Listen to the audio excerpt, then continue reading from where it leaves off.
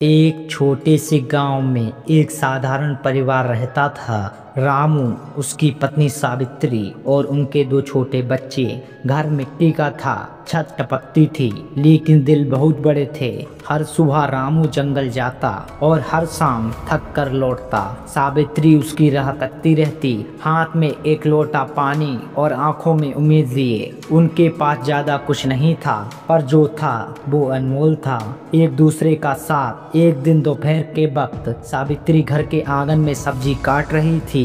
बच्चे खेल रहे थे और तभी दरवाजे पर दस्तक हुई। बाहर तीन वृद्ध साधु खड़े थे, चेहरे पर थकान, पैरों में धूल और आंखों में शांति का एक गहरा सागर। सावित्री ने विनम्रता से कहा, आप लोग तो बहुत थके हुए लगते हैं बाबा, कृपया भीतर आइए। थोड़ी छांव, थोड़ा जल और थोड़ा प्रेम मिल जाएगा।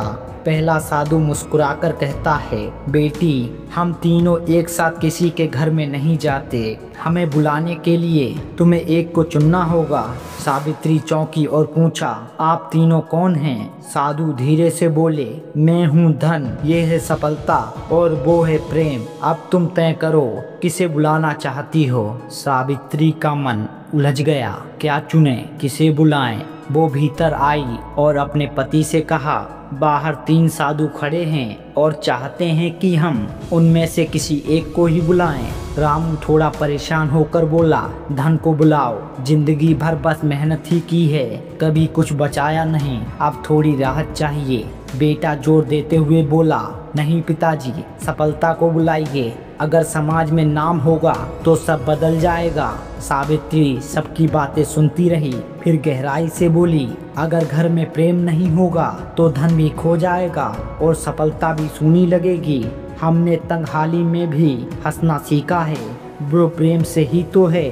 मैं प्रेम को बुलाना चाहती हूँ। कुछ पल की चुप्पी थी, फिर सबने सहमति में सिर हिलाया और सावित्री बाहर चली गई। सावित्री ने मुस्कुराकर कहा, बाबा, हम चाहते हैं कि प्रेम हमारे घर आए। प्रेम साधु मुस्कुराए और लाठी के सहारे धीरे धीरे उठे, लेकिन तभी बाकी दो साधु धन और सफलता भी उठ खड़े हुए और साथ साथ चलने लगे। सावित्री हैरान होकर बोली, पर आपने तो कहा था एक ही भीतर आ सकता है।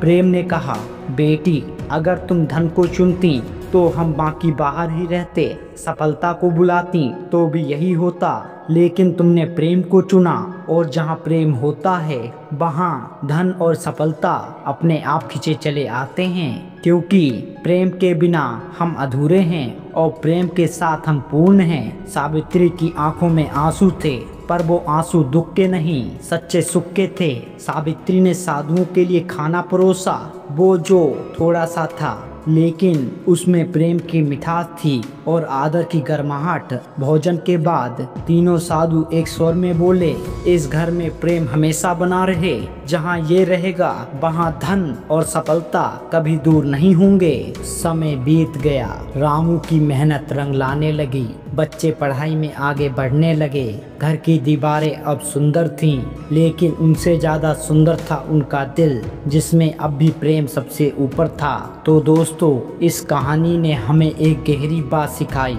जब आप प्रेम को चुनते हैं तो जीवन खुद आपको चुन लेता है।